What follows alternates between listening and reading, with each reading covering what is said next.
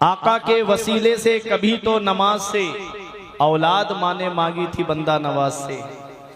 आका के वसीले से कभी तो नमाज से औलाद माने मांगी थी बंदा नवाज से। अब्बा की आंख का जो चश्मा न ला सके मैयत पे आ रहे हैं हवाई जहाज से। ये हाल है आज की औलाद का। अब्बा की आंख का जो चश्मा न ला सके मैयत पे आ रहे हैं हवाई जहाज से।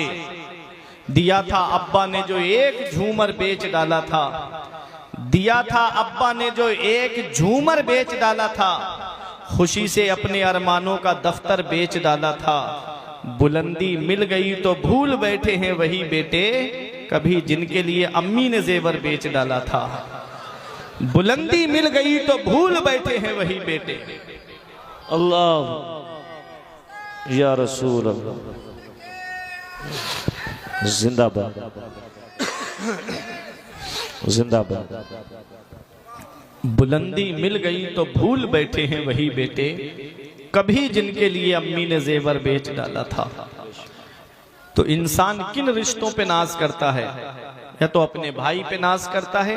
कयामत के दिन यौमा यफिरुल मरउ मिन अखी, कयामत के दिन भाई भाई से भाग रहा होगा। व उम्मिही व अबी, वहां तो माँ भी बेटे से भाग रही होगी और बेटा माँ से भाग रहा होगा, बाप बेटे से भाग रहा होगा, बेटा बाप से भाग रहा होगा। तीसरा रिश्ता है बीबी का। वो बीबी जिसकी खातिर आदमी बाहर कमाने जाता है, खेतों में मजदूरी करता है, 3-3 मंजिल पे सर पे ईंटें लेकर के चढ़ता है, शाम को अपनी बीबी के लिए ला करके खाने को सामान रखता है, बच्चों के लिए पैसे रखता है। कयामत के दिन ऐसा होगा, वह साहिबती ही व बनी, वहां तो बीबी भी शौहर से भाग रही होगी। शौहर भी काम नहीं आएगा, बीबी भी काम नहीं आएगी।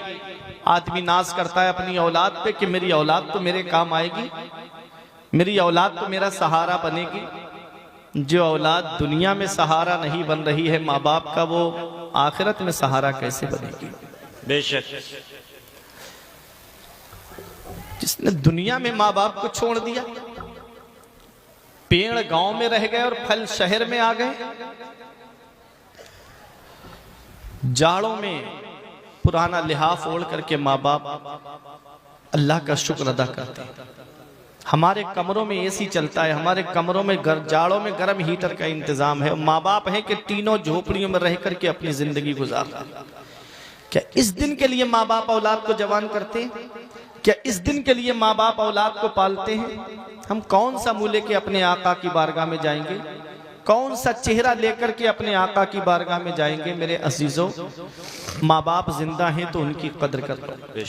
औलाद पे नाज है माँ बाप को। कयामत का दिन ऐसा होगा कि वहां तो बेटा भी बाप से भाग रहा होगा, वहां औलाद भी काम नहीं आएगी। वो लोग सोचे जो हराम काम करते हैं, हराम तरीके से पैसा कमाते हैं और कहते हैं मौलाना कब्र की कब्र में देखी जाए।